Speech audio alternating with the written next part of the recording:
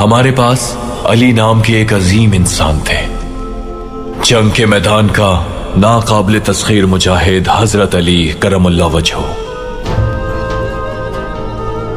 حق کی خاطر لڑی جانے والی ایک جنگ میں انہوں نے ایک طاقتور دشمن کو ایک ہی وار میں زمین پر پٹک دیا۔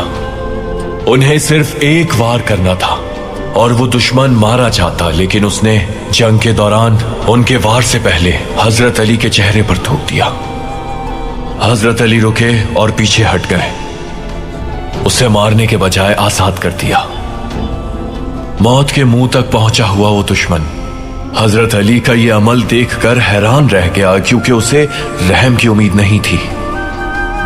حضرت علی سے اس نے پوچھا کہ آپ نے کیوں مجھے مارنے کے بجائے چھوڑ دیا؟